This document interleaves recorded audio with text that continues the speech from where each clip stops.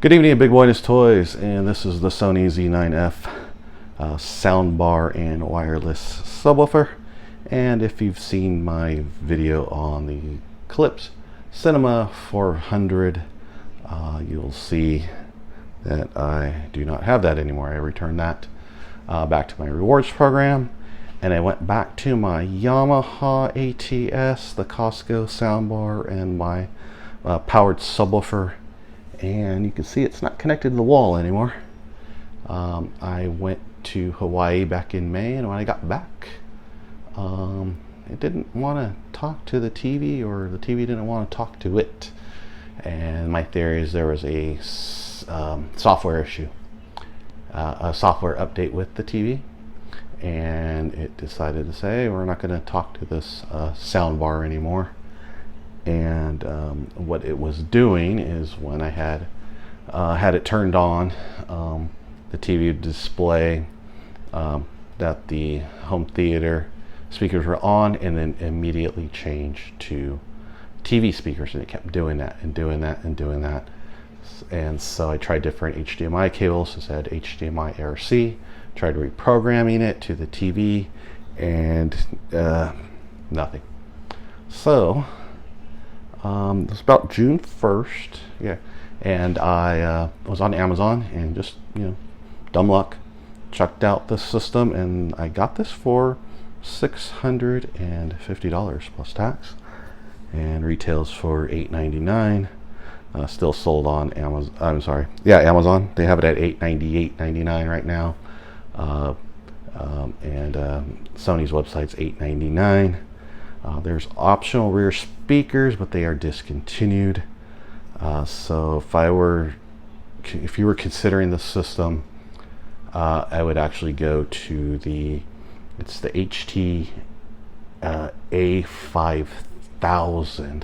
We're going to pan over here to my iPad here, and I will show you. That's my Tempur-Pedic remote. I'm going to unlock this guy here. Here is a snapshot from my TV, and it tells you supported audio systems, and you see the HT A5000 there, and you see that Z9F, the fourth one over. So the works seamlessly with my TV. Let's go to Amazon real quick, and here's that Z9F bar. Let's scroll down, and yeah, they have it at $898. Amazon is the seller on this. I've seen third-party sellers, and then it kept flip-flopping. Amazon would have it, then they wouldn't, and now they have it again, and they scroll down and they show that the newer model is there, HT A5000, and that is a different model from that bar. That is a different bar, and you only get the bar with that price of, it's the same price as this system, but you can add a subwoofer and rear speakers, and you actually have two options of subwoofers: a low line and a high line, and a low line and a high line of the rear speakers. If you want the high line, you'll spend about $1,600 or so. This setup and the rear speakers, if you were to find them, or if they were available at retail, we'll say retail, you'll spend about $1,200, so $400 difference at that time. But going to the newer model is the way to go. On those rear speakers, I was actually fortunate to get a set, brand new in box, on the Facebook Marketplace for $150. It's going on what's going to be 2 weeks since I've gotten these rear speakers. Was actually looking for a wireless, the Amazon wireless sub for my Amazon Echoes with premium sound, just to pair all three, just to see how they would sound all together, and experimenting with home theater with the Fire Stick, the 4K Fire Stick, and no one was selling those on the marketplace, just people in Southern California, no one in Northern California. I live in Sacramento, and then so I decided to search the rear speakers for the Z9F, and lo and behold, I found a guy selling those in Santa Rosa, hour-and-a-half drive from my place, and $150 brand new. And there's no way I could pass up that pass these up here. And here they are. That is the speaker box there, the SA-Z9R, and your left and right speakers. And let's move this box over. This is a Joy 5.1 real surround sound, powered by the vertical surround engine. That's simulated Dolby Atmos as well. And you can see how the bar would bring that vertical sound there when activated on the remote. And then there's your sub sound, and there's your rear sounds there. And there's that. Putting those two together will get you that effect. And here's those speakers here. And my Echo premium sound there. Rear speaker, it has a fixed power cord to it. I'm fortunate to have outlets on each side of my room. So there's that. And these are the Sanus speaker stands from Amazon, about 44 bucks or so. There's a $80 model, but I went with these, and they're all right. Hand tighten everything.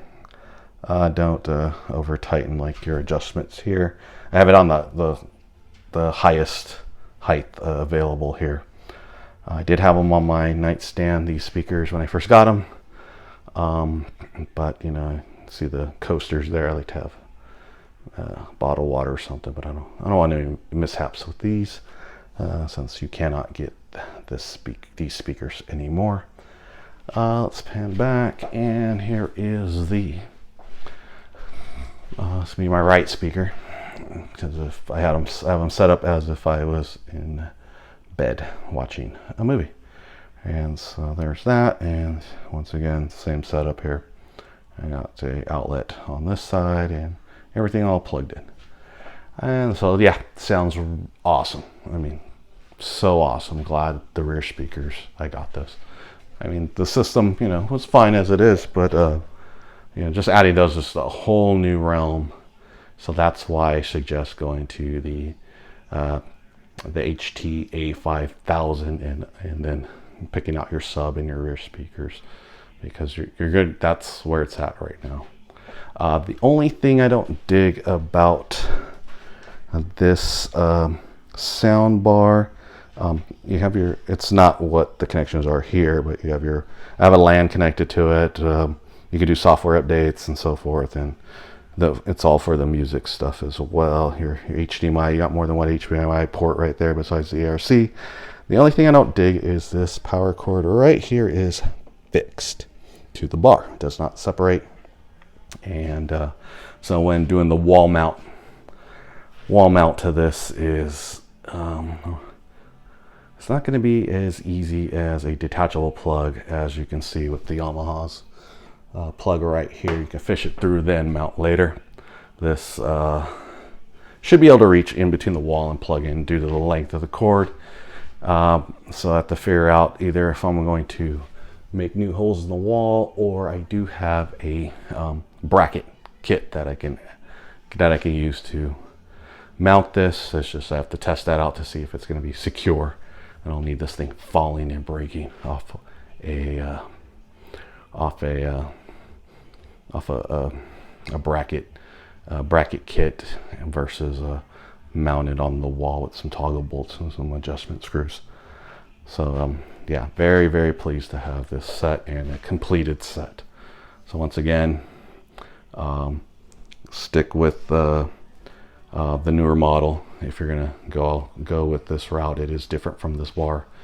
New stuff, of course. They always have something new. And also, my other tip is when picking out when going soundbar or even TV, if you're gonna go in after, pick the same brand audio, just for I would say seamless connection, or because mixing brands, that's what I experienced with the Klipsch there. Their speakers alone are good. So if you were to have a nice home theater, you get like a Sony receiver and then the Klipsch speakers to connect, instead of like a sound bar, their sound bar and a different brand TV. Well, Klipsch doesn't make TVs anyway, but just doing that because of the CEC function. It's not a foolproof thing, but if you have what I'm seeing going with here is brand on brand. Here they work together, and that's what's stated on the TV as well. Big Boys Toys, thank you for watching.